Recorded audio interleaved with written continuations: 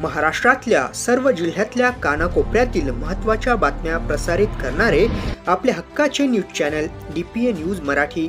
ज्ञान, विज्ञान, कला, क्रीडा, मनोरंजन, राजकारण, समाजकारण, पर्यटन, अध्यात्म, शेती, उद्योग, आरोग्य, रोजगार, शिक्षण, करिअर, इतिहास, शासन प्रशासन, माहिती तंत्रज्ञान, देश विदेशातील घटना घडामोडी आपल्यापर्यंत पोहोचवित असलेले एकमेव अग्रगण्य news channel DPA news Marathi.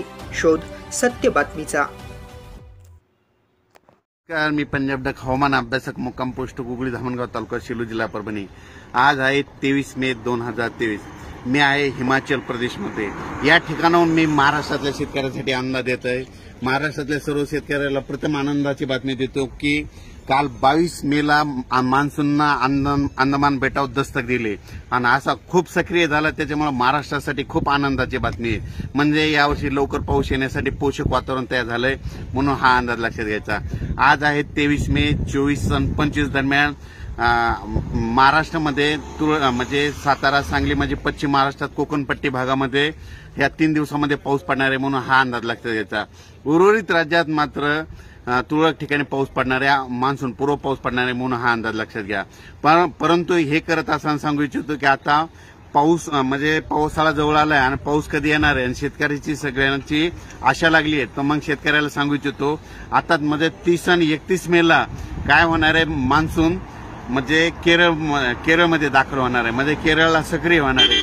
पण 30-31 मेला सक्रिय झाल्याच्या नंतर म्हणजे 1, 2, 3 जूनला केरळमध्ये 1 तारखेला येणार आहे आणि त्याच दिवशी मात्र महाराष्ट्रामध्ये 1, 2, 3 दरम्यान चांगला पाऊस पडणार आहे. म्हणून ही खास करून महाराष्ट्रातल्या शेतकऱ्यांनी 1, 2, 3 जूनचा अंदाज लक्षात घ्यावा. कारण की 1, 2, 3 जूनला महाराष्ट्रामध्ये बऱ्याच ठिकाणी पावसाला सुरुवात होणार आहे.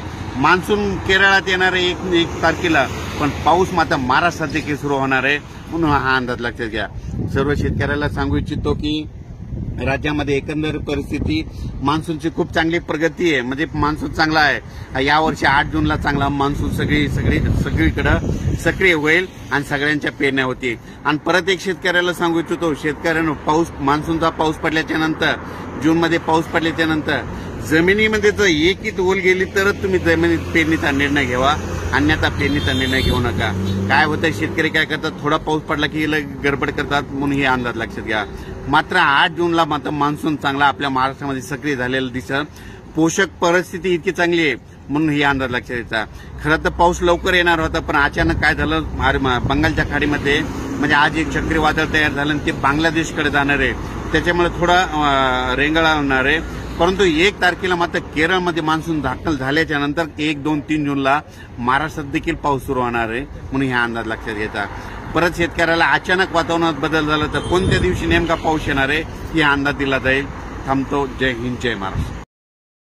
ताज्या घडामोडी व अपडेट जाणून घेण्यासाठी आताच डीपीए न्यूज चॅनलला सबस्क्राईब करा आणि बेल आयकॉन क्लिक करायला विसरू नका.